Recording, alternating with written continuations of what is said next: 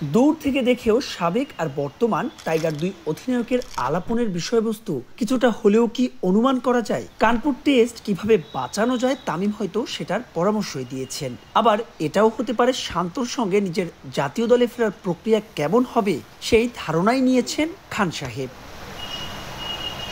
প্রকৃতি বোধহয় এভাবেই ফিরিয়ে দেয় যে কানপুরে হয়তো নিজের শেষ টেস্টটাই খেলছেন সাকিব, সেখানেই আসলো তামিম ইকবালের প্রত্যাবর্তন প্রসঙ্গ।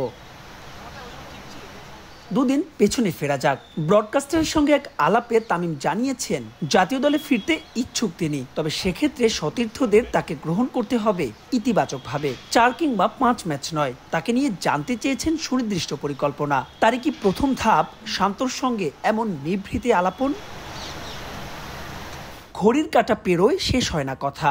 গ্রিন পার্কের এক প্রান্ত থেকে অন্য প্রান্ত হাঁটলেন, দাঁড়ালেন, গেলেন বাংলাদেশ দলের ড্রেসিং রুমের পাশেও, যেখান থেকে বের হয়ে আসলেন মুমিনুল। তাকে দিলেন শতকের অভিনন্দন, কাঁধে হাত রেখে হয়তো দিলেন পরামর্শ। এগিয়ে আসলেন আরো 2-1 সতীর্থ।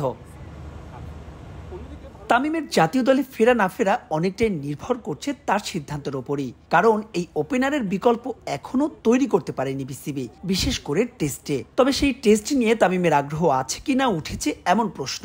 হয়তো শান্তর সঙ্গে আলোচনায় নিষ্পত্তি হয়েছে বিষয়গুলোর। এদিন বিদায় বললেও যেন হয় না বিদায়। ততক্ষণে প্রেস কনফারেন্স শেষ করে মিরাজের আগমন। এখানেও চলল দীর্ঘক্ষণ কথোপকথন। সব মিলিয়ে তামিম, জাতীয় দল আর এই মহাকাব্য যেন ফুরাবে না সহসাই। মাহবুব রিমন, সময় সংবাদ, কানপুর, ভারত।